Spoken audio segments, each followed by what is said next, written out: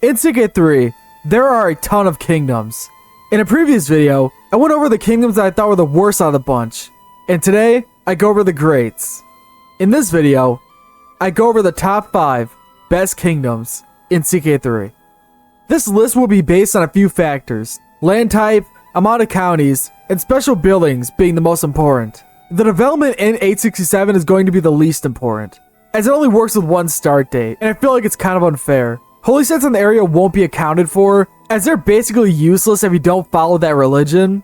Cultures within the kingdom also won't be looked at. Alright, with that out of the way, let's start off the list with, funnily enough, we begin the top 5 best kingdoms in the same way that we began our top 5 worst kingdoms, in India.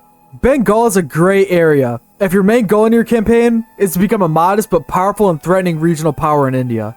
Or even if you want to take over the entirety of India and unite it for the Bengalese. The kingdom, at least in my opinion, is probably the best one to choose if you have either of these goals in India, as it has 17 counties in the realm, all of which have above average development in 867. There also is a great variety of both farmlands and plains in the kingdom to choose from. The kingdom definitely isn't perfect in all its terrain, with the jungles dominating a few provinces. The second biggest attraction of this kingdom is a university that is already built in both 867 and 1066, giving you a variety of amazing bonuses to take advantage of. Overall, a pretty good kingdom. We now need to move further out west to the Kingdom of Persia. Before the Legacy of Persia DLC, I'm not 100% sure I would have put them on this list, but after the DLC, I think it's earned the number 4 spot. This is one of the bigger kingdoms in the game, with an astonishing 36 counties under it. I don't think I need to say this, but 36 counties is a lot more than average for just a kingdom title. There are also a few special buildings that are in Persia's borders. I won't go over all the buildings, as I feel like we just pad the video, so this should be popping up on screen while I talk. There is a massive downside to Persia though. All the land in the kingdom ranges from being below average to being absolutely terrible. It's a split around 40% dry lands, 40% desert mountains, and 20% desert. If you do have your capital in a drylands province, it honestly isn't too bad. There's only a negative 5% development growth modifier, which is basically non-existent. I'm guessing a few of you might be surprised that this kingdom isn't number 1, since it's the main kingdom in the Byzantine Empire, but honestly, I think it's a little overrated. The kingdom has 17 counties, which isn't the greatest. The land in the kingdom overall isn't the best either. It has around the average development in most of its provinces in 867, and the terrain does have some rough patches, mainly hills and mountains. Constantinople is tied with other provinces like Rome for the highest development in the game, making it a great place for a capital though. The Hagia Sophia also isn't included in this list, because only 2 religions can use it.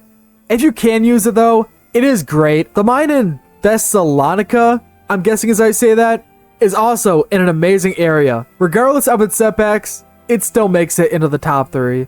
The Kingdom of Mesopotamia makes it into the top 2 by having the most of its terrain being the best in the game. Floodplains. Supply limit plus 35%, in-depth growth plus 20% is amazing, and will definitely help you out your entire playthrough. Development in all its provinces is great, especially compared to the average in the 867. There are also 2 special buildings. One is pretty bad, and one is the House of Wisdom, which is great. If I had to think about one downside playing with Mesopotamia, it would probably be the conquering opportunities. In both start dates, the area is pretty consolidated, and the areas that aren't extremely consolidated usually don't have the best land. Overall, this is probably the best kingdom to play tall with in CK3. It is just amazing. And here we are with number 1, the Kingdom of East Francia. The Kingdom of East Francia makes it on this list by having what I think is the highest amount of counties in a single kingdom, having 66 in total. You can create some empires with less counties than what this one kingdom has.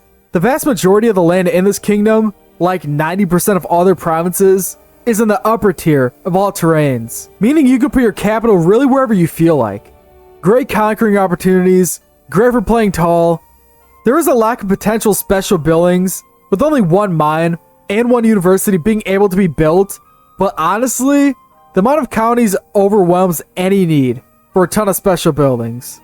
But yeah, there's my list. Do you think my list is wrong? Just let me know. and thank you for watching.